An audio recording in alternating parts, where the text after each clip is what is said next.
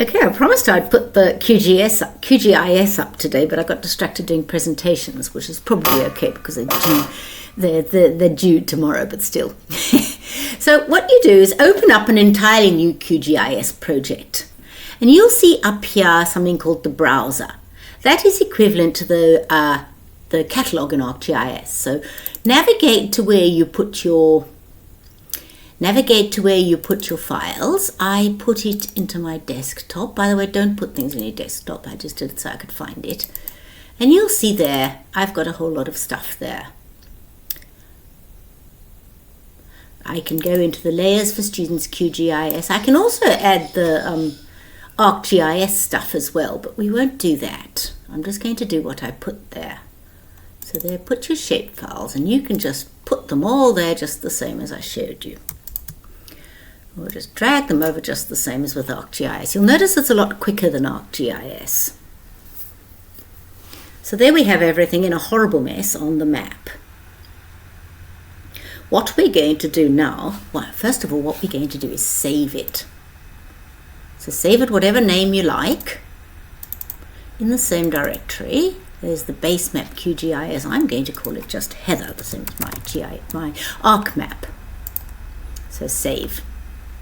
Now what I did is exactly the same thing as what I did in the ArcMap tutorial. I'm just going to group the different types of data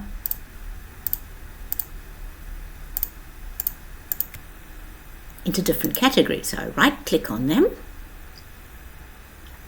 I go into group selected, and there we have.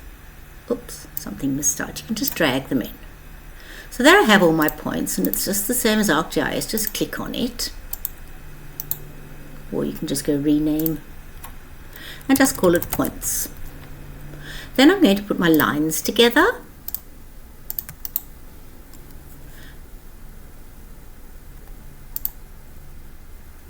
And we will call it lines.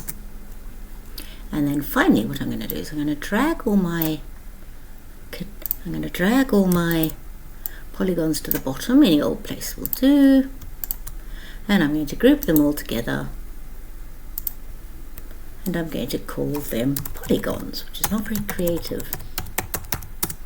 Now first of all, let's get rid of some of the things because it's just way too messy. So if we put that there, principal cycle network, and I might put in the local governments. We'll tick that, and then we'll just go untick everything because otherwise it's very messy and takes forever. There we go, and we'll put the SEQ LGA and the SEQ SA2.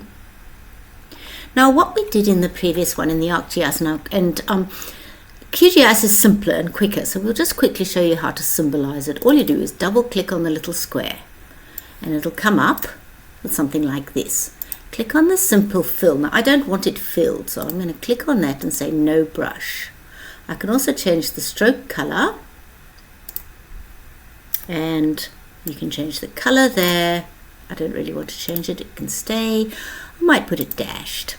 There we go, and we might make it a bit thicker. So there we go, we'll go OK, and that's come in there. The SA2 we're going to do the same thing for. Click on simple fill, no brush. You might make a slightly different line. What about a dot line? And we'll keep it the same thickness. And then just save it. It's very simple. The roads too, I'll show you in the next one, how to make the roads different and how to symbolize them by categories. But in the meantime, that's how you symbolize just by features. It's very simple.